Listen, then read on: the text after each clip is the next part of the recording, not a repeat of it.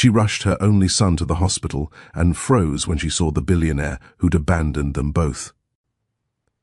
The automatic doors of St. Helena Medical Center burst open as reporters pushed forward, their cameras flashing like strobe lights against the marble walls. The lobby, usually filled with quiet footsteps and whispered prayers, transformed into absolute chaos. Security guards rushed to form a barrier while hospital staff scrambled to protect patients from the sudden invasion. Above the main reception desk, a massive banner unfurled with deliberate precision: Elodie Maxwell Children's Wing. Grand opening. The gold letters caught every camera flash, every phone screen, every hungry lens searching for the perfect shot. Mia Fisher pressed her back against the wall near the emergency stairwell. Her 6-year-old son Arlo clutched against her chest. His small body shook with each labored breath, the familiar wheeze that had brought them here now competing with the deafening noise of the crowd. She'd chosen this hospital specifically because it was supposed to be quiet today, the new pediatric ward not opening until next week. But here they were, trapped between Arlo's urgent medical needs and this unexpected media circus. Then she saw him. Roman Maxwell stepped up to the makeshift podium someone had wheeled into the lobby's center. 7 years had passed since she'd last seen that face, but time had only sharpened his features, added confidence to his stance. The struggling artist she'd loved was gone, replaced by a man in a $10,000 suit whose presence commanded every eye in the room. His voice, when he spoke, carried the same warmth she remembered, but now it held something else: power. Authority, the casual confidence of someone who'd learned to move mountains with his checkbook. Today marks not just the opening of a medical facility, Roman said, his words cutting through the chaos with practiced ease. The Elodie Maxwell Children's Wing represents hope for families who've been told there are no options left. Named after my late daughter, this wing will ensure no child in this city goes without care due to financial constraints. Mia's chest tightened, but not from panic. His daughter? 7 years of silence, and now she learns he had a child who died. Her mind raced through calculations, timelines, possibilities. Arlo coughed hard against her shoulder, bringing her back to the present crisis. She needed to get him to the pediatric ward, but the path was blocked by cameras, reporters, and the ghost of everything she'd tried to forget. Have you ever stood at the crossroads of your worst nightmare and your only salvation? That moment when the universe seems to mock your carefully constructed walls by placing your destruction and your rescue in the same person? Maybe you've been there, watching someone who shattered your world suddenly appear as the only one who might save it. The kind of moment where your pride battles your desperation, where old wounds bleed fresh while new ones threaten to open. Mia knew she had 2 choices.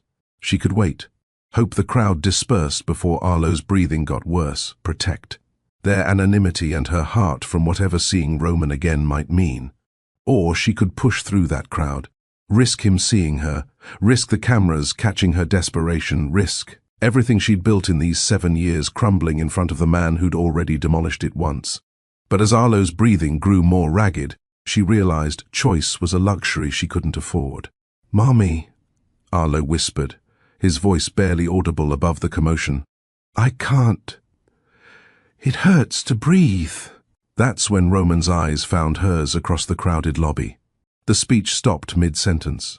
The billionaire philanthropist, the man who'd just pledged millions to save children, stood frozen as he stared at the woman holding a struggling child in the corner. The cameras, sensing drama, swung toward Mia. The crowd parted slightly, creating a path between them, between past and present, between hurt and help, between the woman he'd left and the child who needed air.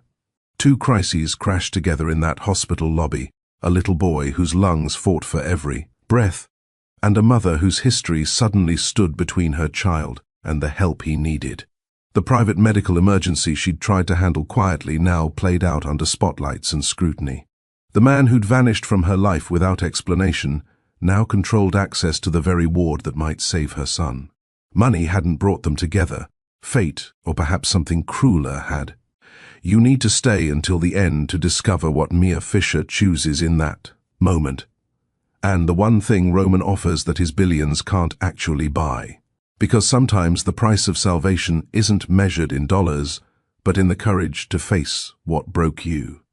To all new and returning viewers, glad you're here with Mr. Steele Rich Stories. If stories with real heart move you, join our family. Tap subscribe to Mr. Steele Rich Stories and ring that bell. Drop "I'm in the comments so I can welcome you by name. Your support means everything, and I promise to keep bringing you stories that matter. Stories that make you feel. Stories that remind us all what it means to be human. The emergency room had become their second home over the past 3 years, but Mia Fisher had turned survival into an art form. She knew exactly which parking meters near St. Helena Medical Center accepted credit cards, which were jammed on quarters, and the one blessed spot behind the pharmacy that stayed free for 20 minutes. Just enough time to grab Arlo's prescriptions. Her worn leather bag contained a carefully organized system, insurance cards in the front pocket, medical history, folder in the middle section, and the small pouch of emergency supplies she'd assembled through trial and error. 4 juice boxes, not 3 she'd learned after one 12-hour emergency. Visit left Arlo crying from hunger and the vending machines empty. Apple juice, never orange. The citrus made his throat hurt more when breathing was already hard. Goldfish crackers in individual bags because opening a large container with shaking hands meant spilling them everywhere. 2 phone chargers because the outlets near the pediatric beds were always occupied. A small notebook where she tracked every symptom, every trigger, every pattern that might help the doctors understand why her healthy, happy boy would suddenly struggle for air. The $20 bill hidden in her phone case was for the parking garage when visits ran longer than expected. She'd learned to break larger bills at the hospital coffee cart because the parking attendant booth only took exact change after midnight. These weren't things anyone taught you about having a sick child. You learned them in moments of desperation, filing away each small failure as a lesson for next time. Arlo's coloring book stayed permanently in her bag now, along with the specific set of crayons he preferred, the ones that didn't break under his grip when his hands shook from the breathing treatments. She'd memorized which nurses worked which shifts, who would let her stay past visiting hours, who would sneak Arlo extra pudding cups when the cafeteria closed. The janitor, Marcus, knew them by name now, always stopping to show Arlo card tricks while they waited for test results. Her phone contained 3 different apps for tracking medical expenses, appointments, and medication schedules. She'd negotiated payment plans with 4 different departments, knew exactly how much she could put on each credit card before hitting the limit, and had memorized the hospital's financial assistance phone number. Pride had become a luxury she couldn't afford the day Arlo's first attack sent them racing here in an ambulance she's still paying off 2 years later. But through it all, Mia kept her fear locked away where Arlo couldn't see it. When his breathing got bad, she'd count out loud with him. 1 elephant, 2 elephants, keeping her voice steady even when her hands trembled. She'd make up stories about brave knights who sometimes needed special medicine to fight dragons, never letting him see her check the clock, calculating how long they had before his symptoms typically got worse. Her panic lived in the bathroom stall where she'd escape for 3 minutes at a time, pressing her palms against her eyes, allowing herself exactly 1 minute to fall apart before washing her face and returning with a smile. The brave face, she called it in her head, the one that said everything would be fine, that this was just another bump in their road. That mummy had everything under control, even when control was the last thing she possessed. "Room 12 is ready," Nurse Tamsin called out, her voice cutting through the emergency department's controlled chaos. She'd been working in pediatric emergency for 15 years, and she recognized the Fisher family's particular brand of organized crisis. The way Mia already had Arlo's medical history pulled up on her phone, the practiced ease with which the boy raised his arm for, the blood pressure cuff, the small toy dinosaur he clutched, not for comfort but to keep his hands busy during procedures. The nebulizer mask went on without protest. Arlo knew the routine: sit still, breathe deep, let the medicine do its work. The machine hummed its familiar rhythm while Tamsin checked his oxygen levels, making small talk about the cartoon playing on the waiting room television. 92%. Not critical, but not good. She watched Mia's eyes track the numbers on the monitor, saw the slight relaxation when they climbed to 93, then 94. His regular pulmonologist is Dr. Kim, Mia said, already anticipating the questions. Last admission was 6 weeks ago. He's been on the maintenance inhaler twice daily, rescue inhaler as needed. I used it 3 times today before we came in. No fever, no signs of infection, just the sudden onset around 4 p.m. Tamsin nodded, typing notes into the computer. She'd seen hundreds of parents in this situation, but something about Mia Fisher always struck her. The woman never cried, never raised her voice, never demanded special treatment. She just quietly advocated for her son with a fierce efficiency that came from too much practice. "We're going to fix it," Mia whispered to Arlo, smoothing his dark hair back from his forehead. The same words every time, like a prayer or a promise. "We're going to fix it, and then we'll go home and have mac and cheese for dinner." Arlo nodded against the mask, his eyes already drooping from the medication and exhaustion. His breathing had steadied to a manageable wheeze, the numbers climbing steadily toward normal. 95, 96. Mia's shoulders dropped an inch with each percentage point gained. Dr. Harrison arrived 20 minutes later, reviewing Arlo's chart with the practiced efficiency of someone who'd seen too many kids struggling to breathe. She listened to his lungs, checked his throat, ran through the standard questions while Mia provided detailed answers. The nebulizer treatment continued, steam clouding the mask with each exhale. "The treatment's working," Dr. Harrison confirmed, watching the monitors. "We'll do one more round, then see if he can maintain it without support.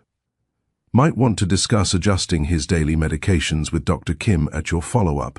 It was always the same dance: emergency treatment, stabilization, adjustment of long-term medications, hope that this time they'd found the right combination. Mia had stopped believing in permanent fixes 18 months ago.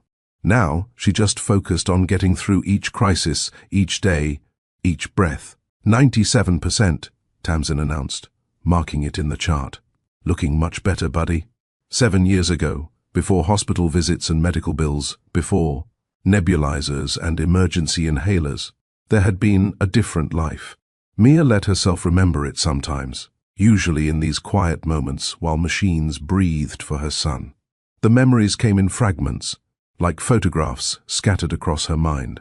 The diner on Riverside Avenue where she'd first met Roman, rain streaming down, the windows while she waited tables through her second year of college.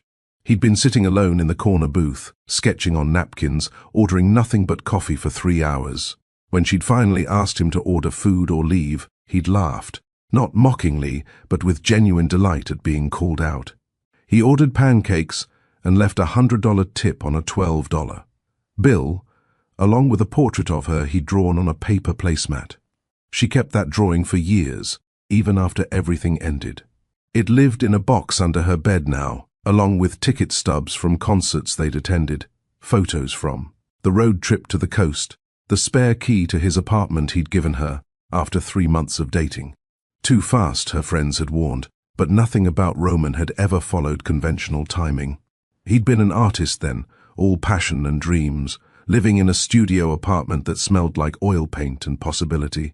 She'd pose for him sometimes, sitting still while he captured something in her face she couldn't see herself. "You look like hope," he'd told her once, his hands stained with cobalt blue and cadmium yellow. Like, tomorrow might actually be better than today. They'd talk about the future while sharing Chinese takeout straight from the containers, planning a life that seemed both impossible and inevitable. He'd paint masterpieces, she'd open her own restaurant. They'd travel to Paris, learn to speak Italian, have kids who'd grow up surrounded by art and good food. Small dreams that felt enormous in his tiny apartment, their whole future mapped out between his easel and her textbooks. The last time she saw him, they'd been talking about moving in together officially. Her lease was ending. His apartment was too small for 2 people long term. "Give me 2 weeks, he'd said, kissing her forehead at her door. "I have something in the works that's going to change everything." 2 weeks turned into silence. His phone disconnected, his apartment empty when she finally used that spare key. The landlord said he'd paid off his lease and left no forwarding address. Then, 6 weeks later, she'd been sitting on her kitchen floor, holding a positive pregnancy test, making a promise to the tiny life growing inside her. "I'll never lie to you," she'd whispered to her still flat stomach. "Not even the small lies. Not even when the truth hurts. You'll always know where you stand with me. Always know you're wanted. Always know you're enough." That promise had shaped everything that came after. When Arlo asked about his father, she told him the truth, that his dad had left before knowing about him, that she didn't know why or where he went. When money was tight, she explained they needed to be careful, not because he'd done anything wrong, but because that's what families did. When he got sick, she told him exactly what the doctors said in words he could understand. No fairy tales, no false hope, just truth delivered with love. The truth had become Mia's religion after Roman left. She'd grown up in a house full of pretty lies. Her mother's working late that meant drinking at bars, her father's business trips that were moves to avoid creditors. She'd promised herself that Arlo would never have to decode her words, never have to guess what was real. "Why don't I have a dad like Jeremy?" Arlo had asked last month, referring to his best friend whose father coached their soccer team. "You have a dad," Mia had answered carefully. "He just isn't part of our lives. Sometimes adults make choices that don't make sense, but it has nothing to do with how amazing you are. Did he not want me?" The question that broke her heart every time. "He didn't know about you when he left, and I don't know what he would have chosen if he had known. That's the honest truth, baby. But I know I chose you. Every single day I choose you, and that's enough for us."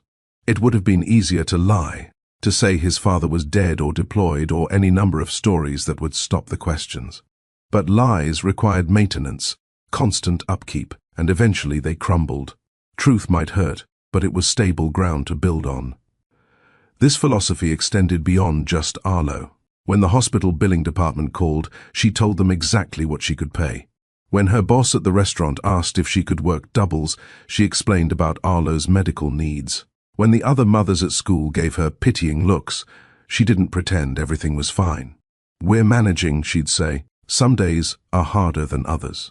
Now, watching Arlo's breathing return to normal, his small chest rising and falling without struggle, she thought about all the truths she carried.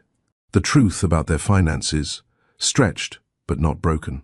The truth about her fear, constant but controlled. The truth about the anger she still harbored toward Roman, valid but useless. And the newest truth, the one that had emerged in that crowded lobby, that seeing him again had cracked something open she'd thought was sealed forever. "Mommy," Arlo said softly, pulling the mask away from his face for a moment. "That man in the lobby, he kept looking at us." Of course Arlo had noticed. He noticed everything, processed the world with an intelligence that sometimes startled her. She couldn't lie to him now, not when she'd built their whole relationship on truth. "I know, baby. Put your mask back on for a few more minutes." "Did you know him?" The question hung in the air between them, heavy with possibility. Mia could feel the weight of the next words, knowing they would either be truth or the first lie she'd ever told her son. The monitor beeped steadily, showing 98% now. Almost normal, almost safe. "Yes," she said finally. "I knew him once, a long time ago." "Before I was born?" "Yes, before you were born." Arlo seemed to consider this, his 6-year-old mind working through the implications.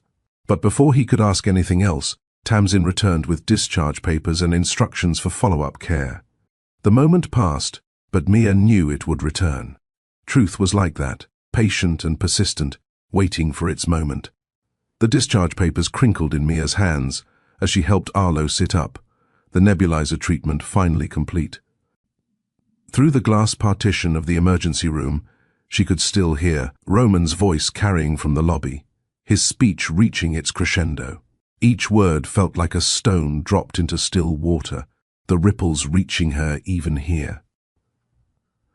The Elodie Maxwell Children's Wing will feature 32 private rooms, each equipped with state-of-the-art respiratory equipment, Roman's voice echoed through the hospital's speaker system. Someone had apparently decided to broadcast the dedication hospital-wide. No child will be turned away due to inability to pay. No parent will have to choose between their child's health and their home. Mia's hand stilled on Arlo's back. Those words, she'd said them to Roman once years ago after witnessing a family leave the emergency room because they couldn't afford the copay. Someone should fix this, she'd raged that night, pacing his tiny apartment. Children shouldn't suffer because their parents are poor. One day, he'd promised her, pulling her into his arms. One day, we'll have enough money to change things. Now he had that money. Now he was changing things. But the we had become just him, and she was one of those parents his charity would help. The irony tasted bitter in her mouth. The speech continued, but Mia focused on gathering their things, tucking Arlo, his dinosaur, into his backpack, checking that she had all their paperwork. The emergency bay had emptied somewhat. Other patients either admitted or discharged during Arlo's treatment. Through the main doors, she could see the crowd beginning to disperse. Reporters packing up their equipment, the spectacle winding down. "Ready to go home, brave knight?" she asked Arlo, keeping her voice light. He nodded, sliding off the bed with careful movements. His breathing was clear now, the treatment successful, but he always moved cautiously. After an episode, as if too much activity might trigger another attack, Mia took his hand, feeling its smallness in hers, the trust in his grip. They walked toward the exit, Mia deliberately choosing the path that would avoid the main lobby. But as they rounded the corner near the nebulizer storage area, where Tamsin was restocking supplies, Roman appeared. He'd left the podium, was walking with purposeful strides toward the pediatric wing, 2 assistants trailing behind him with tablets and folders. He stopped mid-step when he saw them. The first emotion that crossed Roman Maxwell's face was pure surprise, the kind that stripped away 7 years of success and left only the raw recognition of something unexpected. His lips parted slightly, his hand halfway to his phone frozen in mid-air. For a heartbeat, he looked exactly like the man who'd once spent hours trying to capture, the perfect shade of blue in her eyes, frustrated when his paints couldn't match reality. Then came the remembering. Mia watched it wash over him like a tide, saw his eyes track the familiar angles of her face, the way her hair still fell across her left shoulder when she was nervous. His gaze held questions and answers simultaneously, processing not just her presence but what it meant, here, now, in this place he'd built. She could see him calculating the years, perhaps wondering what had brought her here, why she looked tired in ways that had nothing to do with sleep. Finally, the ache. It settled into his features like sediment, aging him beyond his 34 years. His shoulders dropped a fraction, and his hand lowered completely, hanging useless at his side. This was the expression she'd never seen on him before. Regret mixed with something deeper, something that looked suspiciously like grief. "Mia?" Her name on his lips sounded like a question and a prayer combined. It carried the weight of their history, the ghost of promises made in the dark, the echo of laughter over morning coffee. Just her name, but it contained multitudes. His eyes shifted then, drawn by movement, and found Arlo pressed against her side. The boy looked up at the stranger with curious eyes, the same dark eyes that stared back from Roman's own face. The resemblance hit like a physical blow. Mia saw Roman process it, saw him take in the child's age, the familiar curve of his jaw. The way his hair fell across his forehead in exactly the same pattern Roman's did. The air between them became something solid, heavy with unspoken accusations and explanations. Roman's assistants had stopped a respectful distance away, clearly sensing the charged atmosphere. Other hospital staff moved around them, oblivious to the small drama playing out by the supply cart. "Is this—" Roman started, then stopped, his usual eloquence deserting him. His hand moved slightly, as if to reach toward them, then pulled back. "We were just leaving," Mia said, her voice steady despite the earthquake happening inside her chest. She tightened her grip on Arlo's hand, began to move past him. Wait, Roman said, and there was desperation in it, raw and unchecked. Please. Just wait. Nurse Tamsin appeared between them like a guardian angel in scrubs, her 15 years of experience having taught her to recognize trouble in all its forms. She'd seen custody battles play out in waiting rooms, witnessed family drama unfold, over sick beds, learned to protect her young patients from adult complications. The family can follow to the pediatric ward if they're on the approved list, she said smoothly, positioning herself slightly in front of Mia and Arlo. Her tone was professionally neutral, but her stance was protective. This young man needs to rest after his treatment. Roman's jaw tightened. He started, then stopped himself, seeming to realize that throwing his weight around wouldn't help here. I apologize. I didn't mean to intrude on medical care. The new pediatric ward is beautiful, Tamsin continued, as if he hadn't spoken, gently guiding Mia and Arlo away from the confrontation. Dr. Banerjee wanted to check Arlo one more time before discharge. Standard protocol after a respiratory episode, Mia allowed herself to be led, grateful for the intervention. Arlo looked back over his shoulder at Roman, his young mind clearly trying to piece together the strange encounter. They moved through the hospital corridors, Tamsin keeping up a steady stream of light. Chatter about the new ward's amenities, creating a buffer of normalcy around them. The Elodie Maxwell Children's Wing was everything the dedication speech had promised. Bright murals covered the walls, underwater scenes with friendly sea creatures, forests full of whimsical animals, cities made of candy and dreams. The rooms they passed had natural light streaming through large windows, parents relaxing in actual comfortable chairs. Instead of rigid plastic, children connected to machines that hummed quietly instead of beeping constantly. Dr. Priya Banerjee met them at the nurses' station, her warm smile immediately putting Arlo at ease. She was younger than most of the emergency doctors, perhaps early 30s, with kind eyes, behind stylish glasses, and an easy manner that made children trust her instinctively.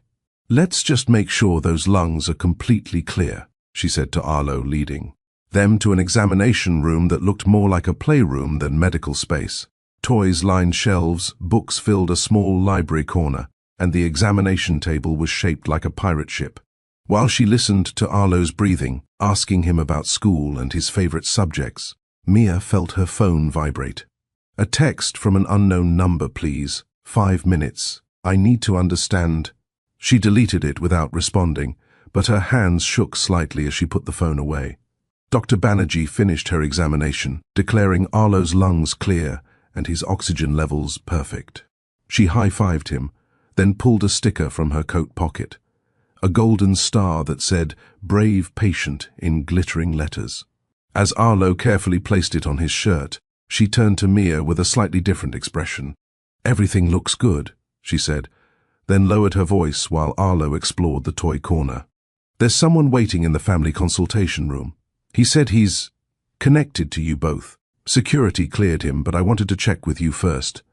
You're under no obligation to see anyone you don't want to see." Mia's chest tightened. Of course Roman had found a way to position himself in their path, not aggressively, not using his ownership of the wing to force a confrontation, but simply placing himself where she'd have to make a choice. It was so like him. Even after 7 years, he understood her well enough to know. That direct pressure would make her run, but a choice would make her pause. "He said to give you this," Dr. Banerjee added, handing her a folded piece of paper, "and to tell you that he'll leave immediately if you say no. No questions, no problems." Mia unfolded the paper, recognizing Roman's handwriting immediately. It hadn't changed. Still the careful letters of someone who'd trained themselves to write beautifully after growing up with nothing beautiful around them. "I know I have no right to ask for anything. I know what leaving costs you. But seeing him, seeing what I walked away from without knowing, please, let me at least apologize properly. Let me explain, even if the explanation isn't forgiveness. 5 minutes. If you say no, I'll respect that and disappear again. But please." "Mummy, look!" Arlo called from across the room, holding up a book about dragons. "Can we read this?" The normalcy of his voice, his easy joy after such a difficult afternoon, made her decision somehow both harder and clearer. She looked at her son, Roman's son, and wondered what truth she owed him beyond what she'd already given. Did he deserve to know his father was here? Did Roman deserve to know the incredible person his son had become? "Dr. Banerjee," she said quietly, "could you stay with Arlo for a few minutes? Let him pick out a book to take home?" The doctor nodded, understanding immediately. "Take your time. We'll be here looking through our library. Arlo, want to help me pick the best books for our take-home shelf?" Mia kissed Arlo's forehead, promising to be right back. Then she walked down the hallway toward the family consultation room, each step feeling like a journey through time. Behind that door waited answers to questions she'd stopped asking years ago, explanations she'd told herself she didn't need. But more than that, behind that door waited for a choice that would affect not just her, but the small boy picking out dragon books with his doctor. Would you meet him? Or keep the past out to protect the present? She stood at the door for a long moment, hand on the handle, feeling the weight of two possible futures pressing against her palm. The family consultation room smelled like lavender and antiseptic, an attempt at comfort that didn't quite mask the medical reality. Roman stood by the window, his back to the door when Mia entered.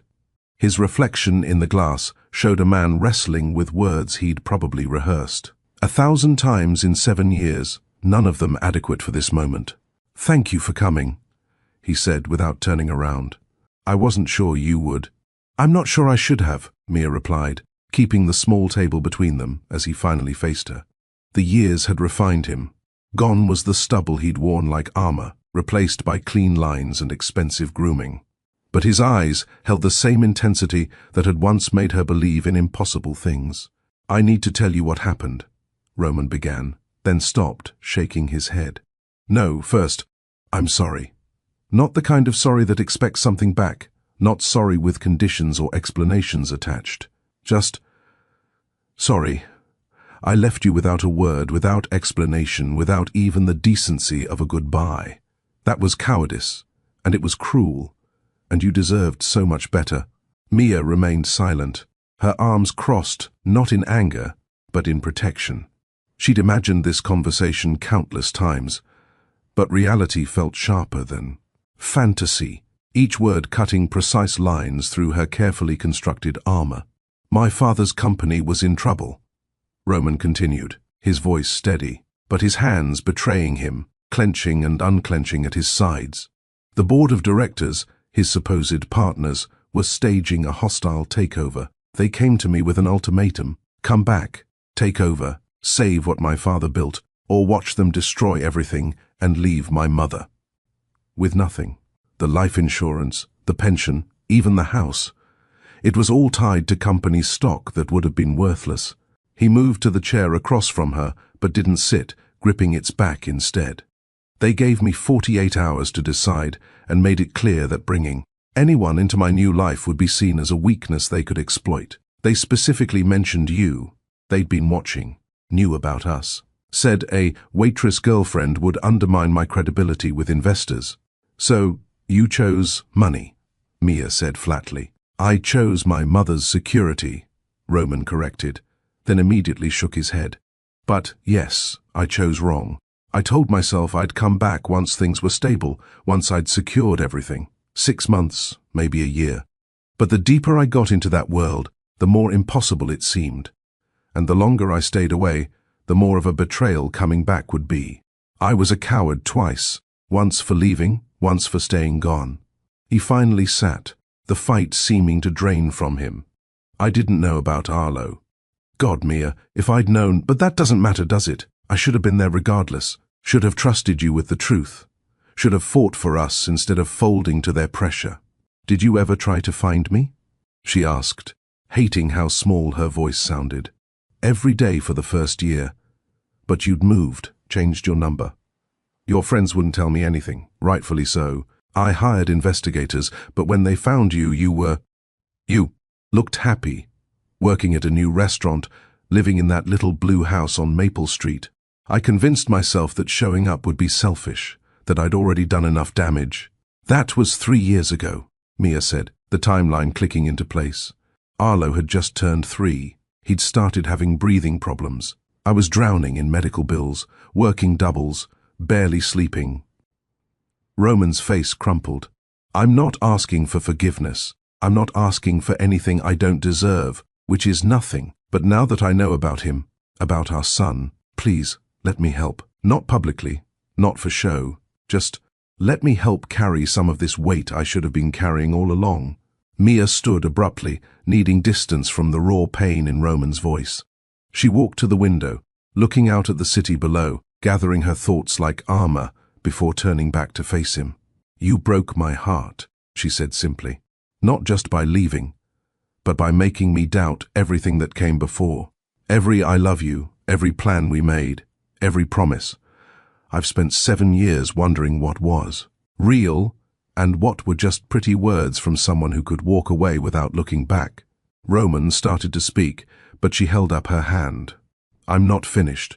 Forgiveness, that's a separate conversation, maybe one we'll never have. But Arlo, our son doesn't need your guilt or your money or your headlines. He needs stability. He needs the truth. He needs people who show up and stay shown up, not grand gestures that disappear when things get complicated. She returned to her chair, leaning forward with the same intensity she used when advocating for Arlo's medical care. If you want to help, really help, then understand this.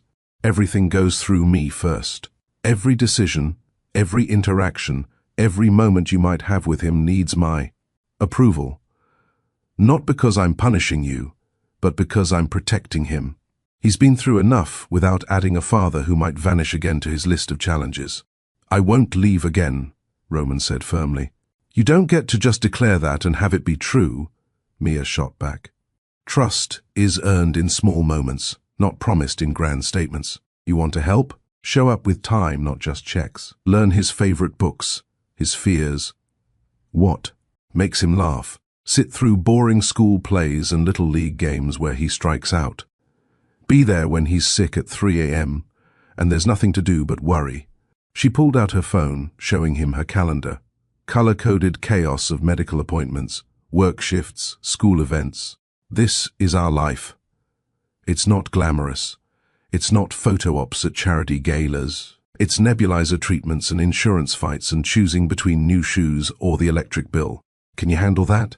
Can you be part of this without trying to fix it with money or influence? Roman studied the calendar, and she saw him truly understanding the weight she'd been carrying. What would showing up look like to you? Start small, Mia said. Come to his next doctor's appointment. Not as Roman Maxwell the billionaire, but just as someone who cares. Sit in those uncomfortable waiting room chairs. Listen to the doctor explain his condition without trying to throw money at better doctors or experimental treatments. Learn what his normal looks like before you try to improve it. When's the next appointment? Thursday, 2 p.m., with Dr. Kim, his pulmonologist. But Roman, she fixed him with a stare that had backed down difficult doctors and stubborn insurance representatives. If you make promises to him that you don't keep, if you raise his hopes and then disappear, I will make sure you never see him again. Legal team or no legal team? Are we clear? Crystal, Roman said quietly. Can I meet him properly? Now? Just as someone Mom knows, nothing more until you decide otherwise.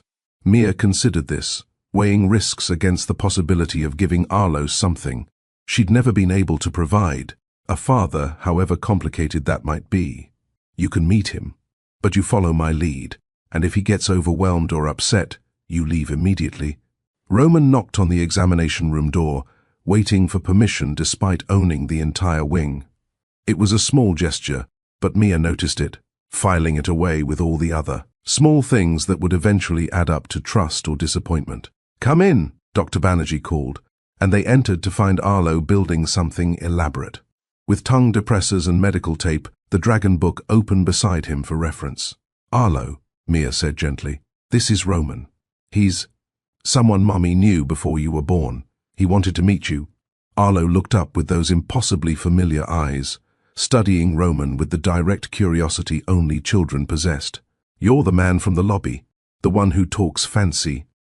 Roman laughed, genuine surprise breaking through his nervousness. I suppose I do talk fancy sometimes. Is that good or bad? Depends, Arlo said seriously, returning to his construction. Can you make paper airplanes? Yes, actually. I can. Show me. And just like that, the billionaire who'd addressed crowds of investors found himself being tested by a 6-year-old's standards. Roman took a piece of paper from the notepad on the counter, his fingers moving with practiced precision. But instead of a basic dart, he created something more complex. Wings that curved, a tail that provided stability. That's different, Arlo observed, watching intently. Different can be good, Roman said, holding out the plane. Want to test it? They took turns flying it around the room, Arlo shrieking with delight when it looped before landing perfectly on the examination table. Dr. Banerjee watched with amusement while Mia observed every interaction, cataloguing Roman's careful maintenance of physical distance, his instinct to let Arlo lead the conversation. Are you sick too? Arlo asked suddenly. Is that why you're at the hospital?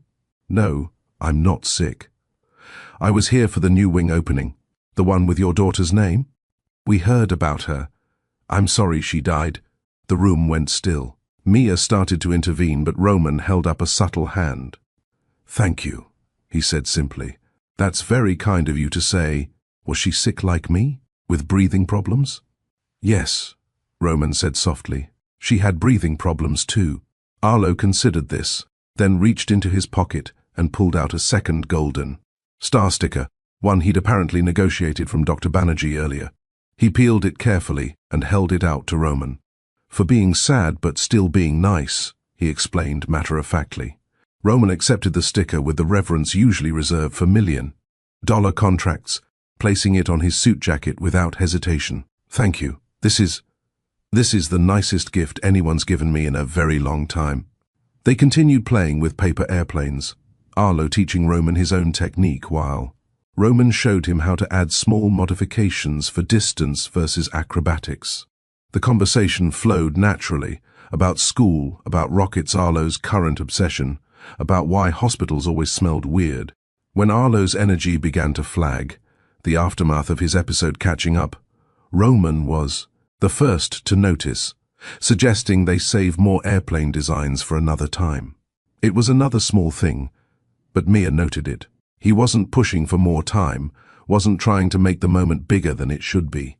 Dr. Banerjee returned with discharge papers and a treatment plan, her professional demeanor, a welcome return to normalcy after the charged emotions of the past hour.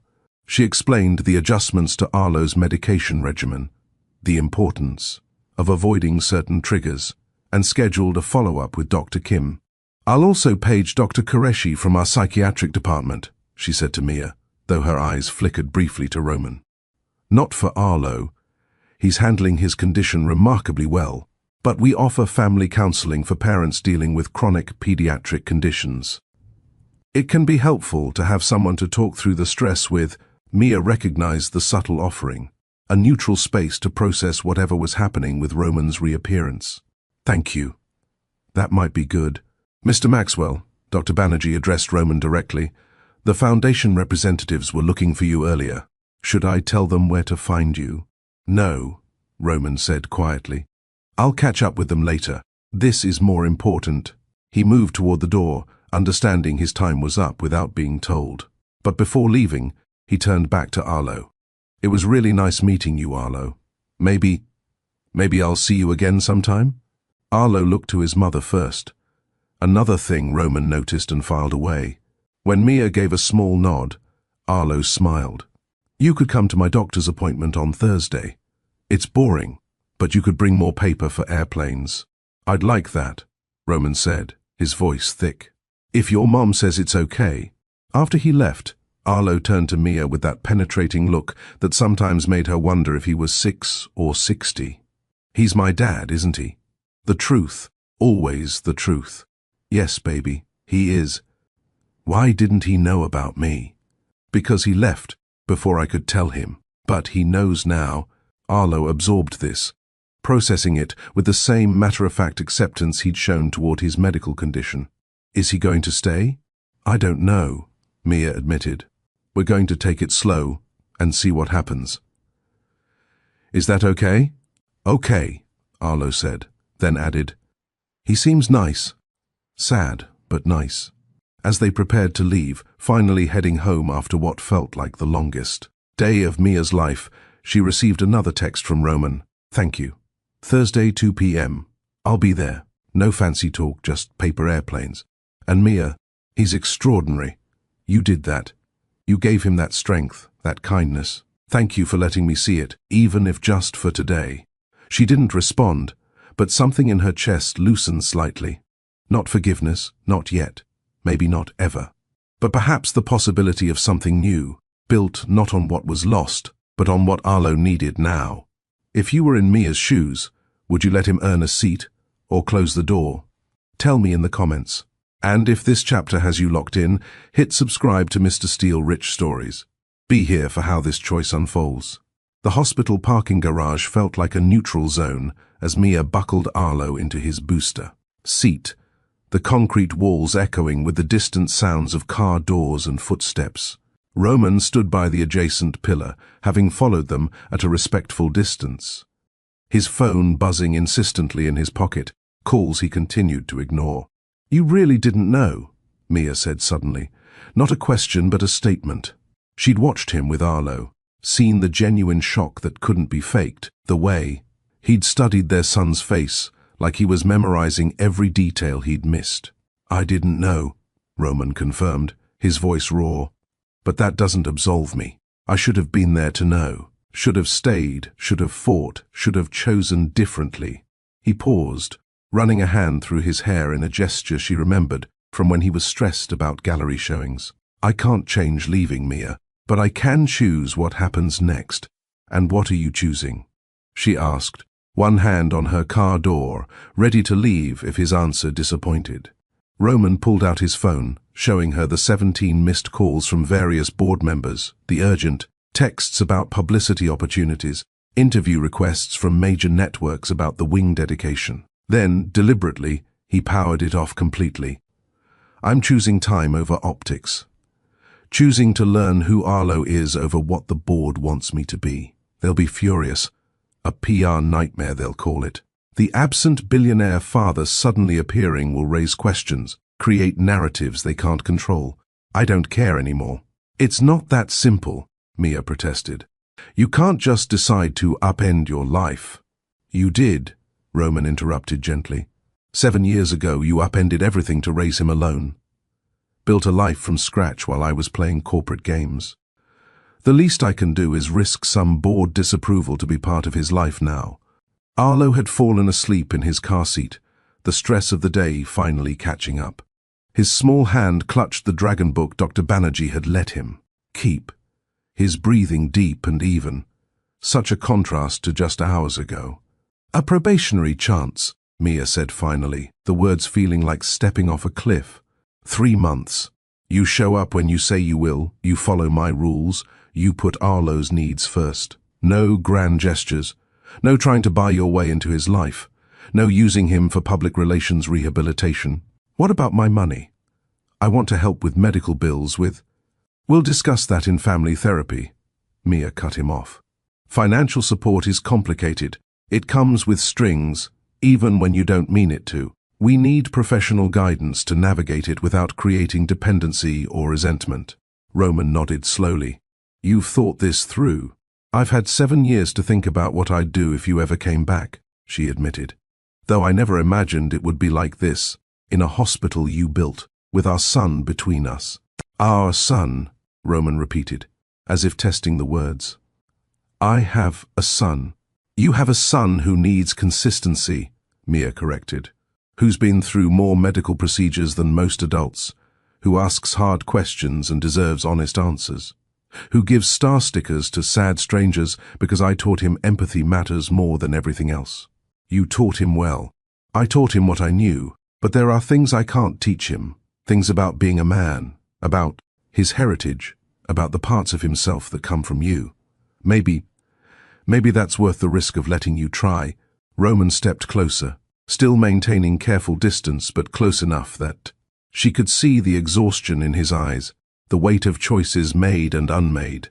3 months, he agreed. Whatever rules you set, whatever boundaries you need. I'll earn this second chance, or accept losing it. But Mia, he paused, seeming to gather courage. I need you to know that leaving you was the worst decision of my life. Not because of Arlo, not because of what I missed, but because I loved you and chose fear instead. That's my burden to carry, not yours to forgive. They sat in Mia's car with the engine running for heat, Arlo still sleeping in the back, as they worked out the practical details on a napkin from the hospital coffee shop. The absurdity of planning their son's future on a coffee-stained napkin wasn't lost on either of them, but it felt appropriately humble after years of grand failures.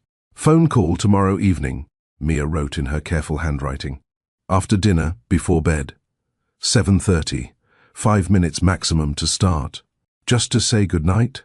Roman asked. To establish a routine. Arlo thrives on predictability. It helps with his anxiety about his condition. If you're going to be part of his life, it starts with being reliable in small ways. Roman nodded, adding his own note. Saturday afternoon visit. Public place? The park near our house has a playground he loves. 2 hours. I'll be there the whole time. You can push him on swings. Maybe bring those paper airplane designs you mentioned. They exchanged schedules, Roman photographing Arlo's medical appointment list, school, calendar, and the carefully maintained routine that kept his health stable. Mia wrote down Roman's direct number. Not his assistant's, not his office, line, but the personal cell only a handful of people had access to. Family therapy, Mia continued, writing the next item. Dr. Qureshi that Dr. Banerjee mentioned, or someone she recommends. Weekly sessions, both of us, before we even consider introducing the idea of you as his father. He already knows, Roman pointed out. He asked you directly.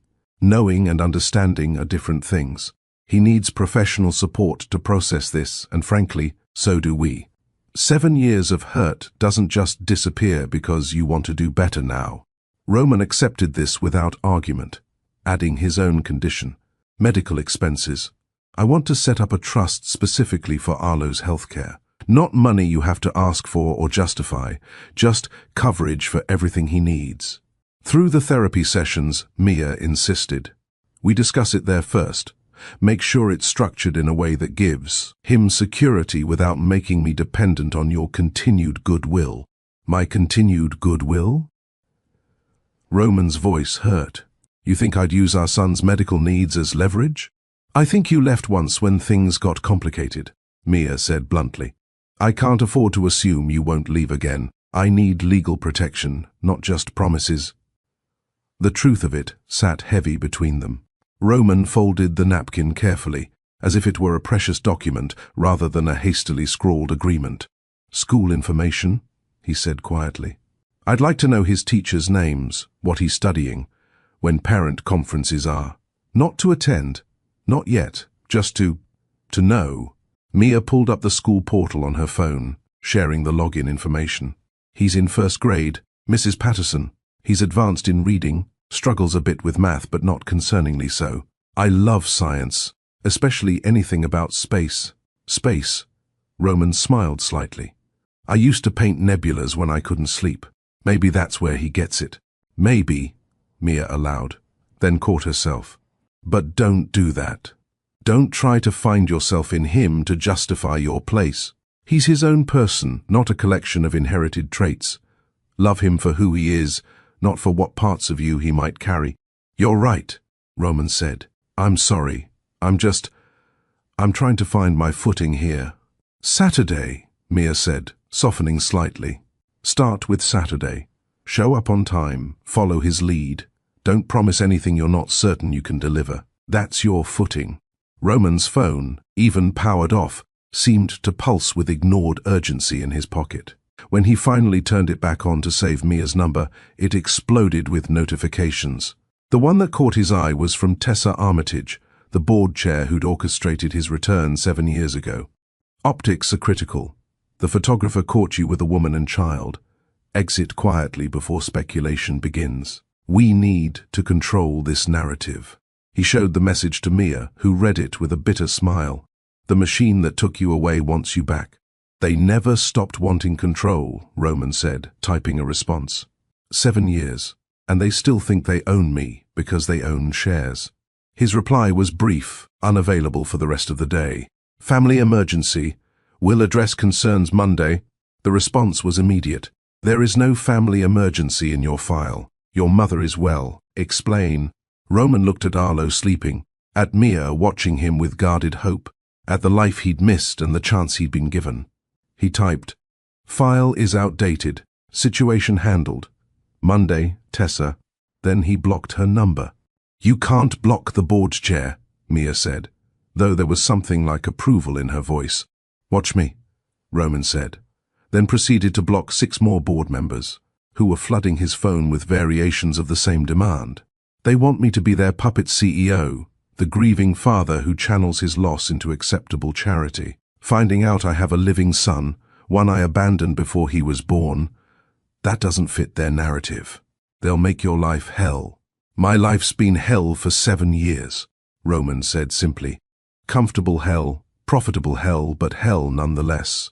At least now I'm choosing my battles. Another message slipped through before he could block it. This one from the PR director. 3 reporters have photos of you in the parking garage with the woman. If this is what it looks like, we need to get ahead of it. Suggestion, claim she's a beneficiary of the charity, nothing more. Beneficiary, Mia laughed, but it was sharp-edged. Is that what we are? No, Roman said firmly, deleting the message. You're the woman I loved and left. He's my son I didn't know existed. And if they can't handle that truth, then maybe it's time for new board members. You can't fight them all, Roman. Not if you want to keep your position, keep the resources to help Arlo. I'm not fighting them, Roman said, pocketing his phone. I'm just choosing not to let them choose for me anymore. First visible choice against their machine, as you put it. If they fire me, I've got enough personal wealth to ensure Arlo never wants for anything. If they don't, then they'll learn to accept that I'm done being controlled. A security guard walked by their car, did a double take at seeing Roman. Maxwell in the parking garage, but moved on when Roman waved him away. The small moment of recognition reminded them both that privacy would be a challenge going forward. They'll dig into your life, Roman warned. Once they know about Arlo, about you, they'll investigate everything. Your work history, your finances, any relationship you've had since. There haven't been any relationships, Mia cut him off. Between Arlo's health and work, and just surviving, dating hasn't exactly been a priority. Something shifted in Roman's expression at this admission, but before he could respond, Arlo stirred in the back seat. "Mummy, are we home?" "Almost, baby. Just talking to Roman for a minute." Arlo blinked sleepily, then smiled at Roman through the window. "Bye, airplane man. See you Thursday." "Thursday," Roman promised, stepping back from the car. 2 p.m. I'll bring paper. As Mia drove away, Roman stood in the empty parking space, his phone buzzing with new threats and demands. He looked at the hospital he'd built, the wing he'd dedicated to a daughter who'd lived only 3 days, then thought about the son who'd lived 6 years without him. The machine wanted him back, wanted him controlled, wanted the narrative they'd crafted to remain intact. But for the first time in 7 years, Roman Maxwell was choosing something else. Choosing the messy, complicated, uncertain path of earning his place in a life he'd walked away from.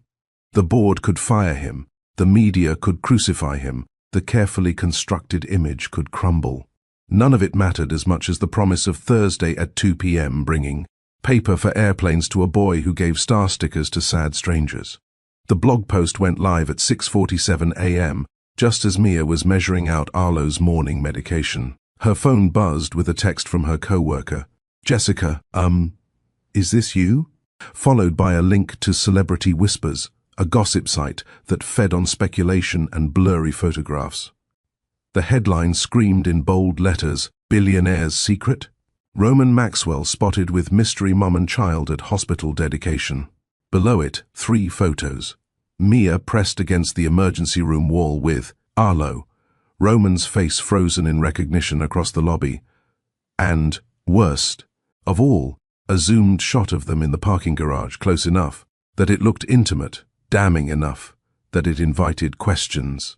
The article was pure conjecture dressed as journalism. Sources close to Maxwell Industries report that CEO Roman Maxwell spent over 2 hours with an unidentified woman and young boy following yesterday's dedication of the Elodie Maxwell Children's Wing. The nature of their relationship remains unclear, but Maxwell's visible emotional response has sparked speculation. Could the bachelor billionaire have a secret family? Our investigation continues. Mia's hands shook as she read, the medicine cup sloshing dangerously. This was exactly what she'd feared. Their private crisis becoming public entertainment, Arlo's medical emergency transformed into clickbait, her carefully protected anonymity shattered by a telephoto lens and hungry speculation. "Mummy, you're spilling," Arlo said, pointing to the drops of medication on the counter. She steadied herself, administered his dose with practiced calm despite the chaos in her head, got him settled with breakfast and cartoons. Then she locked herself in the bathroom and read the article 3 more times, each pass making her angrier. The comments section was worse. Strangers dissecting her appearance. "She looks tired, definitely a struggling single mom," one wrote. Others speculated about Arlo's condition. "Kid looks sick. Maybe that's the connection to the children's hospital." Some were cruel. Gold digger spotted a billionaire and made her move. Others are sympathetic. Let the man have privacy. Maybe she's just a friend.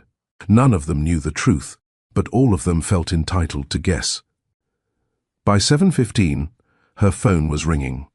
Roman's name flashed on the screen. "I saw it," she said instead of hello. "Please tell me you didn't orchestrate this for publicity." "God, no." "Mia, I'm so sorry. I had a security sweep for photographers, but someone must have gotten past them. I'm already working on..." "Working on what?" "The damage is done. Our faces are on the internet. People are digging into my life, speculating about Arlo, turning our worst day into their morning entertainment. I know, I'm handling it." "You can't handle this," Mia said, her voice rising despite her attempt to stay quiet with Arlo in the next room. "This is exactly why I wanted boundaries. This is why I don't trust this world you live in. Everything becomes content. Everything becomes narrative, and we're just people trying to survive." "Give me today," Roman said urgently. "Just today to fix this before you make any decisions. Please." Mia looked at herself in the bathroom mirror, exhausted, frightened, protective. The woman in that blurry photo looked vulnerable in ways she'd never wanted the world to see. "One day," she said finally. "But Roman, if this gets worse, if reporters show up at Arlo's school or our house, if my job gets affected because suddenly I'm mystery mom, I'm done. You can send child support through lawyers, but you don't get access to him. Are we clear?" "Crystal clear. I'll call you by noon with an update." After hanging up, Mia sat on the closed toilet lid, head in her hands, wondering if she'd made a terrible mistake, letting Roman back into their lives. Privacy had been her shield, anonymity her protection. Now both were compromised by a choice she'd made in a moment of hope. Roman's office had never felt smaller despite its floor-to-ceiling windows overlooking the city. His PR director, Vincent Hayes, sat across from him with a tablet full of opportunities, interview requests from major networks, offers for exclusive stories, suggestions for how to shape the narrative. "Good Morning America wants you tomorrow," Vincent said, scrolling through options. "We could control the message, introduce the woman, Mia, you said her name was, on our terms. Make it a heartwarming reunion story." No," Roman said flatly. "The View is offering a full segment. You could discuss single parenthood, healthcare costs, tie it back to the Foundation's mission." "No, Roman, you don't understand. The story is already out there. If we don't define it, someone else will. Let me at least issue a statement confirming the basics, get ahead of the speculation." "The statement is, no comment on my personal life," Roman said firmly. "Contact Celebrity Whispers and their parent company. I want that article taken down within the hour." Vincent looked up sharply. "On what grounds?" The photos were taken in a public space. We have no legal basis. Then buy the parent company, Roman interrupted. Or threaten to pull all Maxwell Industries advertising from their entire network. I don't care what it costs. That article disappears, and no publication under their umbrella touches this story again. That's aggressive. It'll raise more questions. Let it. Issue one statement. Mr. Maxwell's personal life remains private. He will not be commenting on recent speculation and requests that the media respect the privacy of all individuals involved, particularly minors. Nothing else. No confirmation, no denial, no explanation. Vincent made notes, clearly uncomfortable. The board won't like this approach. Tessa's already called twice this morning wanting to discuss crisis management. Tell Tessa, I'm managing the crisis by protecting the people involved. If she has concerns, she can wait until Monday like everyone else. There's also the Henderson interview. You were supposed to do Bloomberg at 11 about the third quarter earnings. Should I postpone? Roman checked his watch. The interview would conflict with his promised noon update to Mia. Cancel it. Reschedule for next week. Roman, this is becoming a pattern. You've cancelled or postponed 6 major commitments in the last 18 hours. And I'll cancel 6 more if I have to, Roman said, standing to signal the meeting was over. My priorities have shifted. The company will survive without me for a few days while I handle what actually matters. After Vincent left, clearly disturbed by his boss's departure from protocol, Roman made 3 more calls. The first to Celebrity Whisper's editor-in-chief, explaining in terms that couldn't be misunderstood what would happen if the article remained live. The second to his head of security, demanding a full investigation into how photographers had breached hospital grounds. The third to his lawyer, instructing him to prepare cease and desist letters for any publication that attempted to identify or photograph Mia or Arlo without permission. By 11:30, the article was gone, replaced by a generic error message. By 11:45, 3 other gossip sites had pulled similar speculative pieces. It wasn't perfect. Screenshots still circulated on social media forums, still buzzed with theories, but the official channels had been shut down. At exactly noon, he called Mia. The article's down, he said without preamble. I've got legal teams monitoring for any attempts to republish. Security is reviewing hospital footage to identify the photographer, and I've issued a blanket no comment on anything involving you or Arlo. Silence on her end. Then, what did it cost? Does it matter? Yes, because I need to know if this protection is sustainable or just a temporary show of power that'll evaporate when you get bored. Roman leaned back in his chair, looking out at the city he'd conquered while losing everything that mattered. I threatened to buy their parent company and destroy their advertising revenue. It cost nothing financially and everything professionally. They'll hate me now, see me as a bully. But they'll also think twice before publishing anything about you again. And when the next outlet posts something, and the one after that, you can't threaten the entire media industry. Watch me try, Roman said quietly. Mia, I know you don't trust this yet. I know every protective instinct you have is screaming to shut me out, but I meant what I said. I choose time over optics. If that means burning bridges with every gossip columnist in the country, so be it. Another pause, longer this time. Arlo wants to talk to you tonight. 7:30, like we agreed. 5 minutes.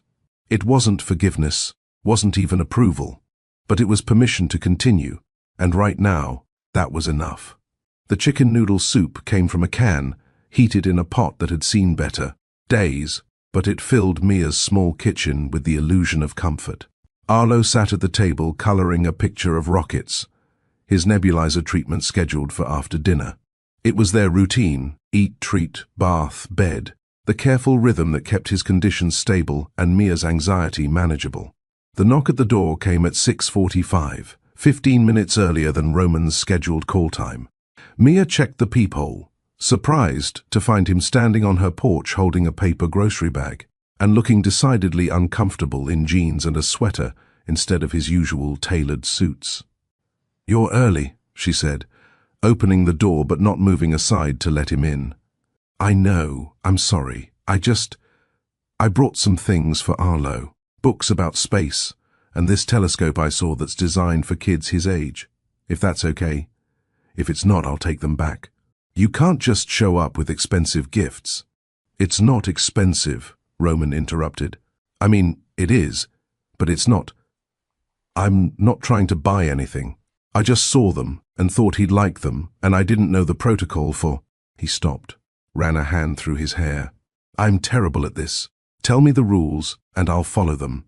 Mia looked at him, genuinely flustered, so different from the composed billionaire of yesterday, and made a decision that probably wasn't wise. You can come in for dinner. Soup from a can and grocery store bread. Then you can give Arlo the gifts and help with his treatment if you want to learn. But you leave before bedtime, because that's our routine, and I'm not changing it yet. Relief washed over Roman's face as he stepped inside. The house was small, probably smaller than his office, filled with mismatched furniture and evidence of life lived paycheck to paycheck. But it was clean, warm, and obviously full of love. Photos of Arlo covered the refrigerator, his artwork decorated the walls, and everything was organized with the same careful efficiency Mia brought to the hospital. Airplane man. Arlo called from the table, immediately abandoning his coloring. Did you bring the paper? Even better, Roman said, kneeling to Arlo's level and unpacking the bag. A book about all the different kinds of airplanes, and one about rockets that can fly even higher. While Arlo pored over his new treasures, Roman helped Mia set the table, accepting the canned soup without comment. They ate together, the conversation light and careful. Arlo talking about school, Mia asking Roman safe. Questions about the hospital wing, everyone avoiding the heavy topics lurking just beneath the surface.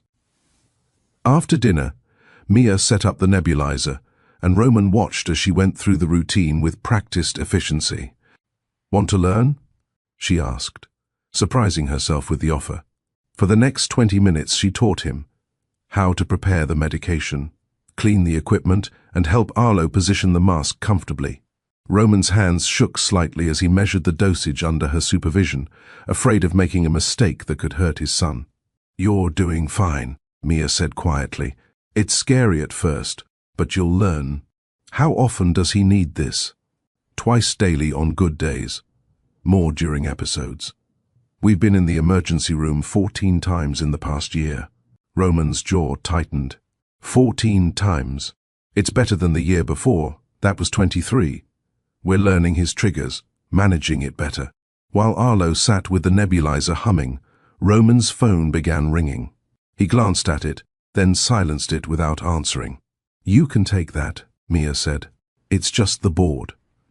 They want to discuss an investor call scheduled for 8 o'clock tonight. That's important, isn't it? Not as important as this, Roman said simply, watching Arlo breathe in his medication. The phone rang again. Again, he declined it. By the third call, Mia took the phone from him and checked the screen. Tessa Armitage, flashing urgently. She's persistent. She wants me to choose the company over everything else. I did that for 7 years. I'm done. After Roman left, reluctantly, at exactly 8 p.m. as Mia had stipulated, his phone exploded with messages. The investor call had gone ahead without him, and apparently it had been a disaster. The lead investor, Harrison Cole, had asked pointed questions about Maxwell's commitment to the company, his recent erratic behavior, and whether his personal complications would affect fourth-quarter projections. Tessa's voicemail was ice cold. Your absence tonight cost us the Cole investment. $40 million gone because you couldn't be bothered to show up. Emergency board meeting, my office, 7 a.m. tomorrow. Non-negotiable. The email that followed was worse. Copied to the entire board. Roman's recent distractions have created a crisis of confidence among our major donors and investors. We must address whether his personal complications are compatible with his leadership role. Discussion tomorrow will include potential alternatives to the current management structure. Translation, they were considering removing him as CEO. Vincent Hayes called at 10 p.m., his voice tight with stress. The Cole situation is bad, but it gets worse. 3 other major donors are reconsidering their commitments to the children's wing. Not because of anything concrete, just the optics of instability. Tessa's been working the phones, suggesting your judgment is compromised. Let me guess, Roman said tiredly. She's positioning herself or her preferred candidate as the stable alternative. Jeremy Richardson. He's been kissing up to the board for months, waiting for an opening. Roman thought about the emergency room, about learning to measure medication with shaking hands, about Arlo's star sticker still on his jacket. He thought about 7 years of choosing what the board wanted, what investors expected, what optics demanded. Let them meet, he said finally. Let Tessa make her case. I'll be there at 7 a.m. with my own proposal, which is that I'm done letting them dictate my priorities. If they want Richardson, they can have him. But they should know what they're getting. Someone who'll smile for cameras and ignore anything that doesn't fit the narrative. Is that really what the Elodie Maxwell Children's Wing should represent? You're playing with fire, Roman. They could actually do it, vote you out, strip your authority, reduce you to a figurehead. I know, but I'm standing with Mia and Arlo anyway.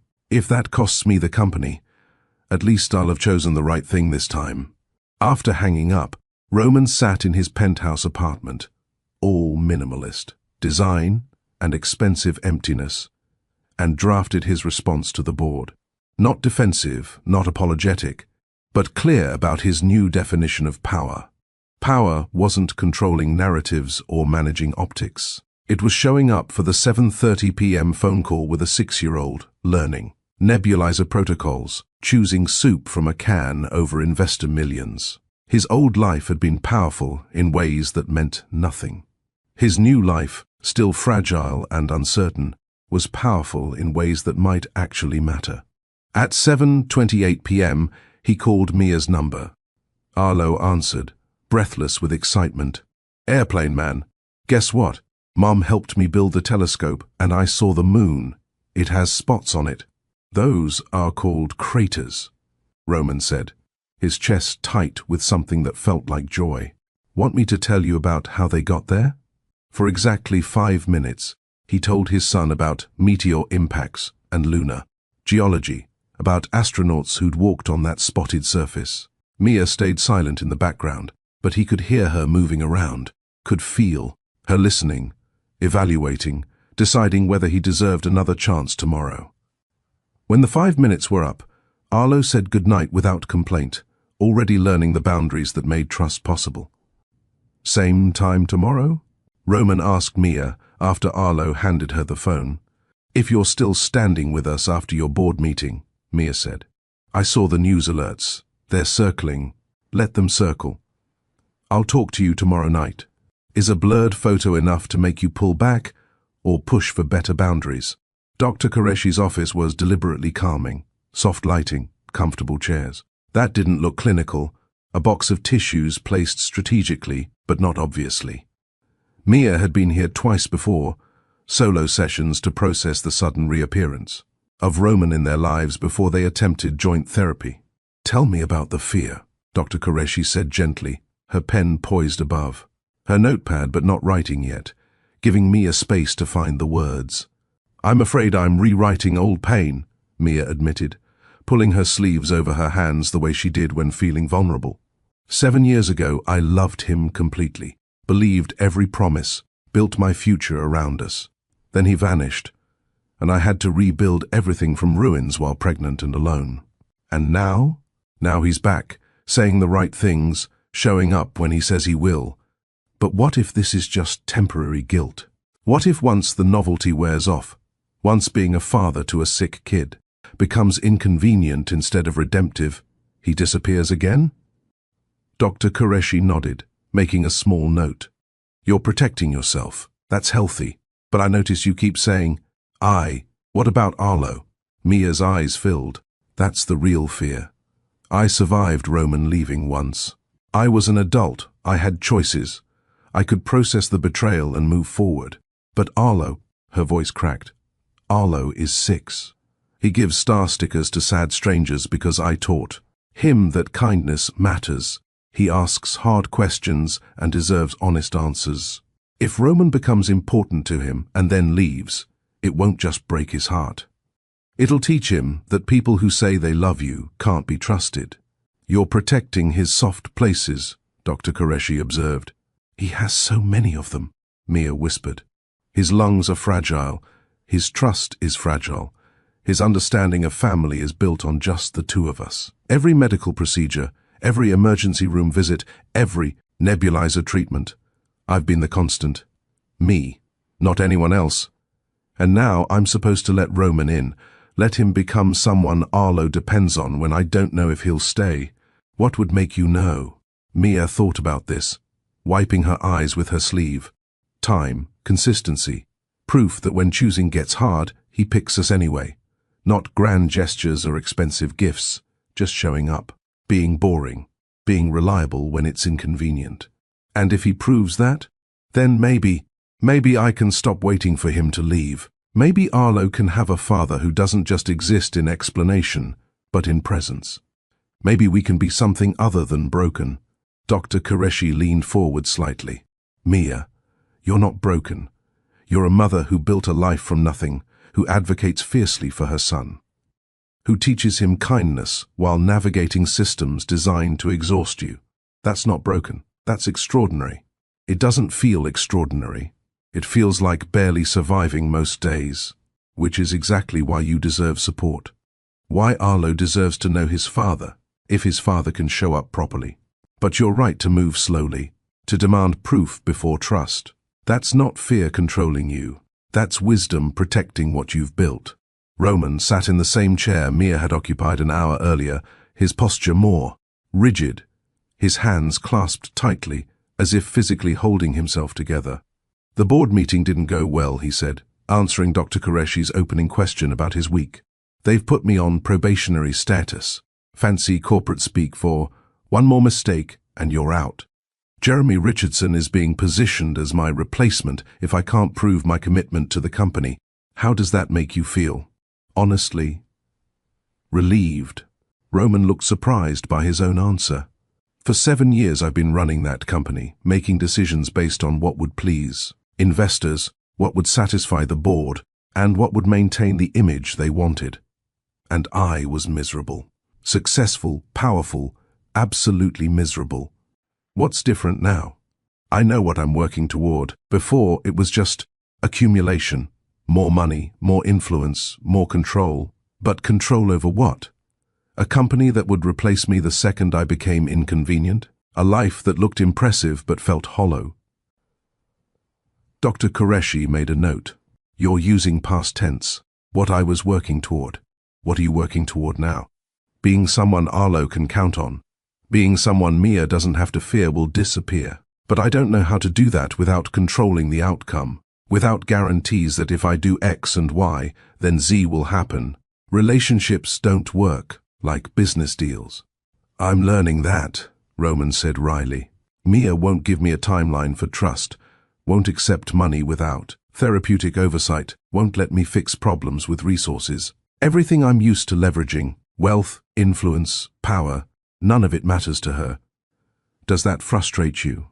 It terrifies me, Roman admitted, because the only thing I can offer is myself, and historically, that hasn't been enough. I left. I chose corporate pressure over love. I missed 6 years of my son's life because I was too cowardly to fight for what mattered. Why would she trust that person? Are you still that person? Roman was quiet for a long moment. I want to say no. I want to believe I've changed. But change isn't declared, is it? It's demonstrated. I can't control whether Mia forgives me or when Arlo accepts me as his father. I can only control my choices, day by day, moment by moment. And what are you choosing? Boring heroism, as Mia calls it. Showing up for the 7:30 p.m. phone calls even when I'm exhausted. Learning medical terminology and nebulizer protocols. Cancelling important meetings to be at appointments. It's not dramatic. It's not the kind of thing that makes headlines. But it's the only thing that actually matters. That's a profound shift from someone who built a career on headlines and drama. That career cost me everything real, Roman said quietly. I won't make that mistake again. Even if it costs me the company, even if I lose the power and influence, I'm choosing presence over optics, routine over recognition, time over everything else. The email arrived at 11 p.m. on Wednesday night, 2 days before Arlo's scheduled appointment with Dr. Kim. Subject line: exclusive opportunity, National Healthcare Panel. Vincent Hayes had written it personally. Roman, this is exactly what we need to rehabilitate your image with the board. CNN is hosting a panel on pediatric healthcare reform Friday at 2 p.m. You'd be featured alongside the Surgeon General, 2 senators, and the head of the National Children's Hospital Association. It's perfect timing. Shows your commitment to the cause, lets you discuss the wing without addressing personal speculation. The board is already impressed I secured this. Please confirm your participation. Roman stared at the email, then checked his calendar. Friday, 2 p.m. Arlo's pulmonology appointment with Dr. Kim. The appointment Mia had specifically invited him to attend, the one he'd promised he'd be at 3 weeks ago. The panel would be broadcast nationally, seen by millions, positioning him as a serious healthcare advocate. It would satisfy the board, impress investors, and prove his commitment to the company's mission.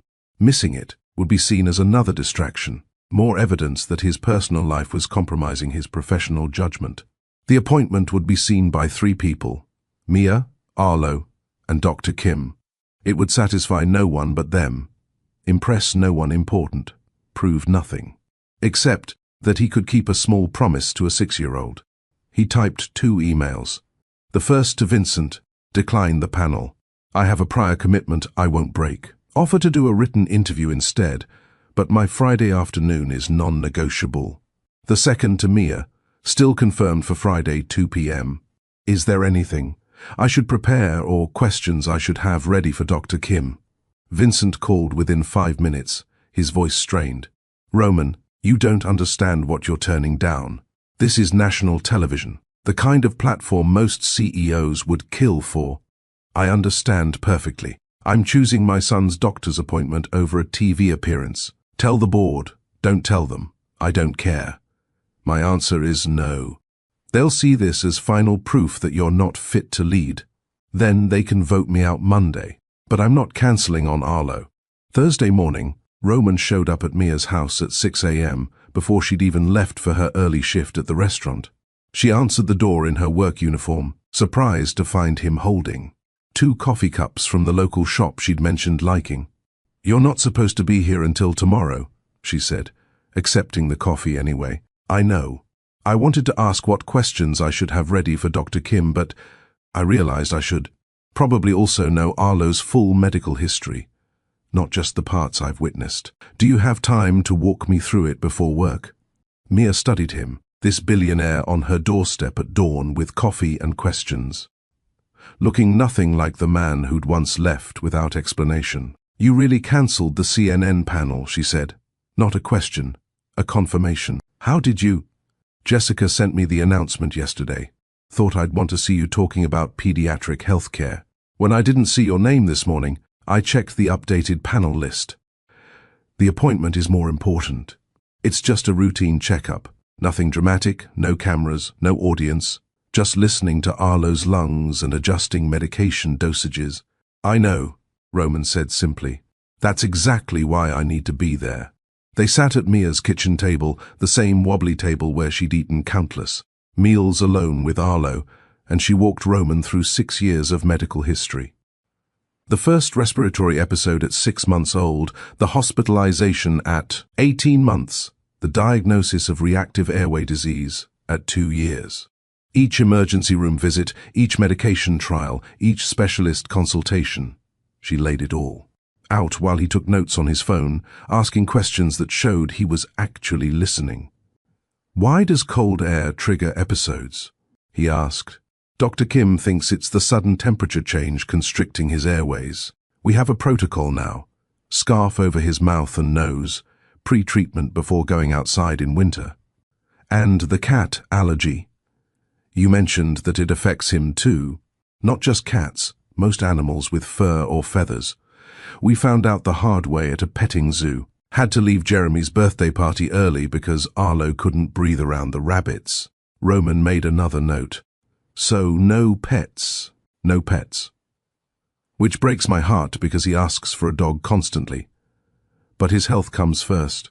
By the time Mia had to leave for work, Roman had 3 pages of notes and a dozen more questions for Dr. Kim. As she grabbed her keys, he stood awkwardly, clearly wanting to say something but uncertain how. "I can't rewind us," Mia said quietly, the words she'd been holding since her therapy session finally finding their way out. "I can't go back to the girl who trusted me completely, who believed in me forever, who didn't know that people could just leave. That version of me is gone, and honestly, I don't want her back. She was naive." "Mia, but," she continued, "I can watch what you choose now. Not what you promise or what you say you'll do. What you actually choose when it costs you something. You chose this appointment over national television. You chose learning nebulizer protocols over investor calls. You choose to show up at 6 a.m. with questions over sleeping in your probably very comfortable penthouse bed. Those aren't hard choices," Roman said.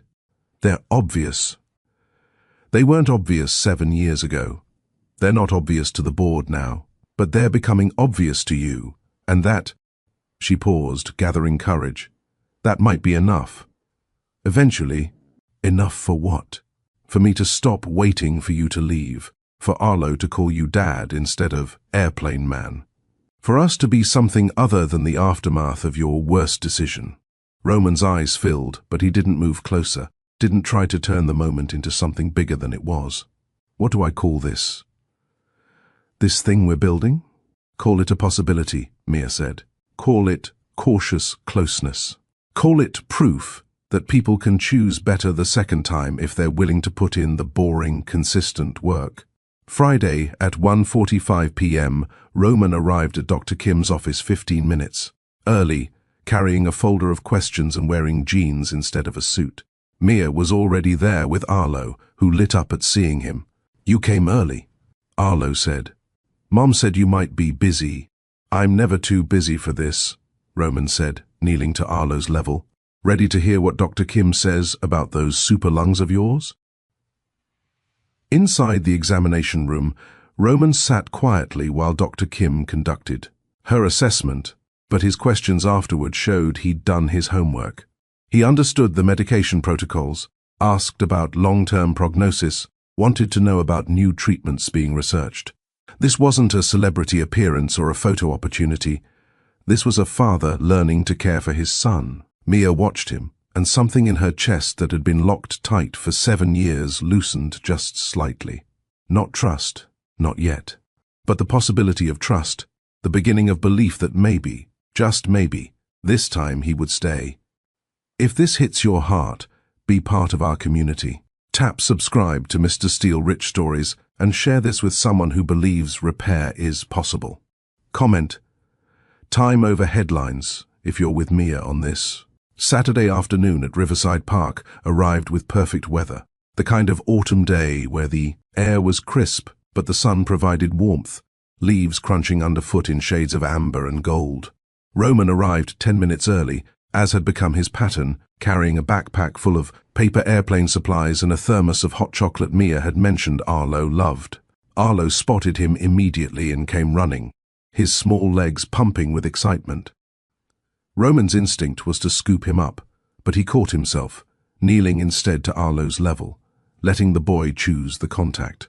Arlo didn't hesitate, throwing his arms around Roman's neck with the uncomplicated affection only children possessed. "I made 3 new airplane designs this week," Arlo announced proudly. "Want to see?" "Absolutely." "Show me everything." Mia watched from the bench, her coffee warming her hands, as Roman and Arlo spread out their paper collection on a picnic table. For 2 hours they folded and tested, adjusted wing angles and tail, configurations, and raced their creations across the open field. Other families played around them, fathers pushing daughters on swings, mothers helping sons navigate monkey bars, and for the first time, they looked like they belonged in that picture. When Arlo ran off to retrieve a plane that had sailed particularly far, Roman joined. Mia, on the bench, both of them watching their son chase paper through fallen leaves. He laughs like you, Roman observed. That full-body joy when something delights him. He has your stubbornness, Mia countered. Tried the same airplane fold 17 times last night until he got it perfect. They sat in comfortable silence, something that would have been impossible weeks ago. The anger that had defined their reunion had settled into something more complex. Not forgiveness, not yet, but the possibility of building something new from the rubble of what had been destroyed. Mia, Roman said quietly, his eyes still on Arlo. I need to say something, and I need you to really hear it. She tensed slightly but nodded.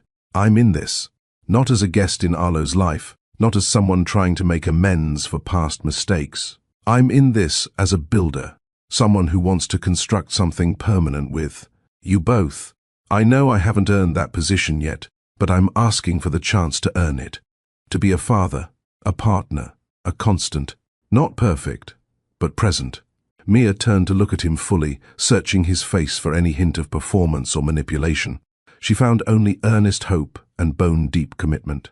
Then build, she said finally, her voice steady but not unkind. Brick by brick, Roman. No shortcuts, no grand gestures that skip the hard parts.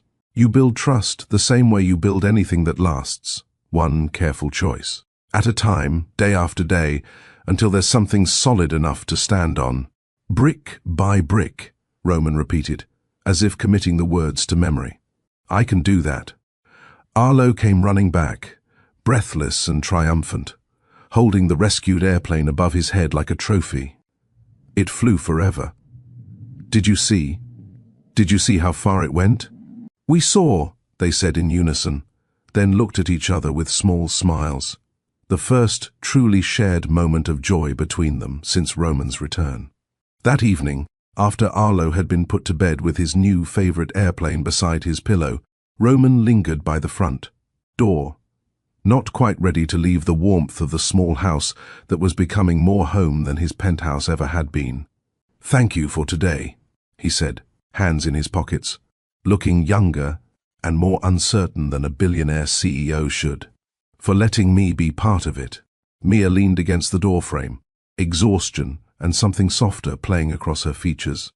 Through the window behind her, the kitchen light cast a gentle glow, illuminating the life she'd built from nothing.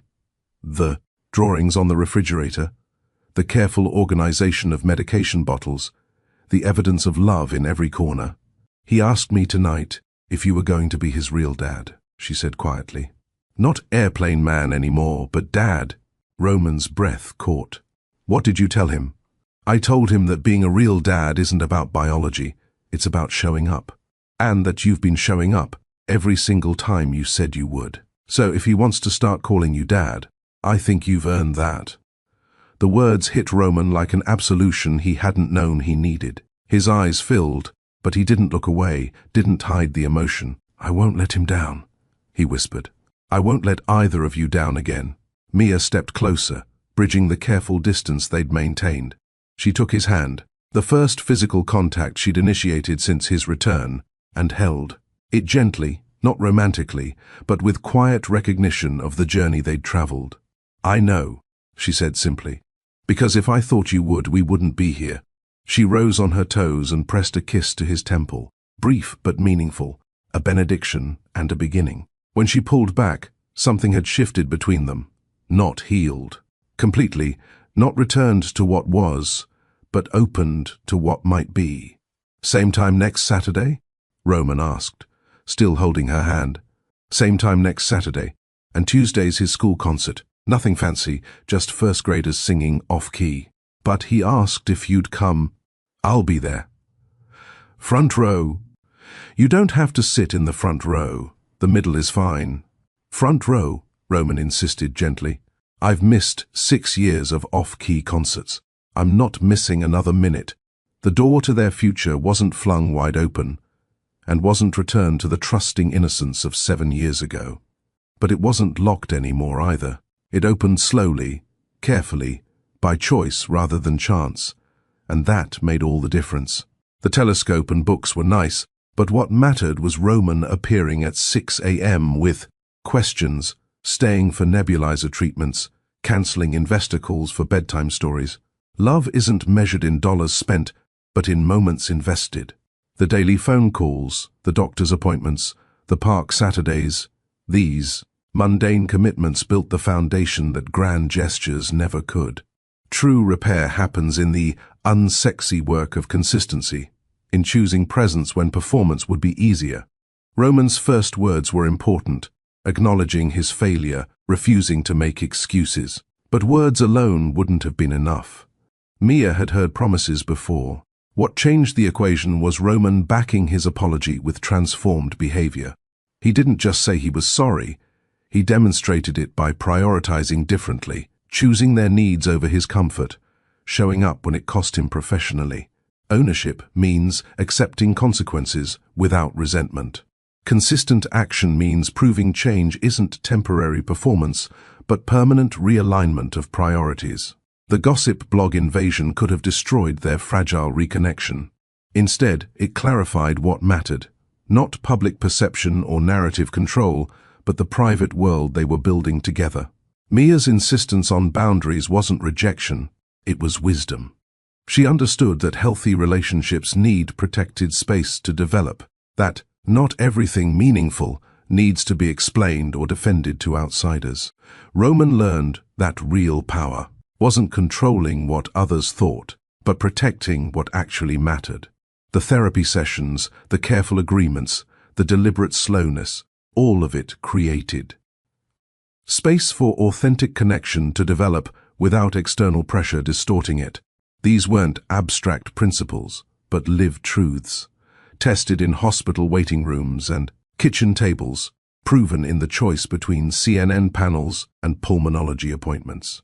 Roman and Mia's story wasn't about perfect people making perfect choices. It was about broken people choosing repair over resentment, building over blaming, presence over performance. And Arlo, with his star stickers and paper airplanes, reminded them both that children don't need perfect parents. They need presence, ones who show up, tell the truth, and love them through the hard parts. Brick by brick, moment by moment, choice by choice. That's how families are built. Not in dramatic declarations, but in quiet consistency. Not in what we promise, but in what we prove. If this story gives you hope, join us. Real love isn't what happens in the highlight reel. It's what happens in the daily grind. The unsexy commitments. The choice to show up when walking away would be easier. At Mr. Steele Rich Stories, we tell those stories. The ones about repair and redemption, about second chances earned through consistent action, about ordinary people making extraordinary choices in their everyday lives. Tap subscribe to Mr. Steele Rich Stories and turn on that notification bell. Don't miss what's next. We've got more stories coming about people who refuse to let their worst moments define them, who chose rebuilding over bitterness, who proved that it's never too late to become who you should have been. Type subscribed in the comments so I can pin a few welcome notes and thank you personally for being part of this community. Your support means everything. It lets us keep telling stories that matter, stories that remind us all what's possible when we choose presence over performance. Like this video if it moved you, and share it with someone who's rebuilding brick by brick. Someone who needs to know that repair is possible, that trust can be earned back. That showing up consistently matters more than showing up spectacularly. We're building something here together, a community that believes in second chances, in the power of consistent choice, in the quiet heroism of showing up. Thank you for being here. Thank you for believing these stories matter. And thank you for letting us be part of your journey, whatever you're building in your own life. See you in the next story. Until then, remember, time over headlines, presence over performance, and brick by brick, we build what lasts.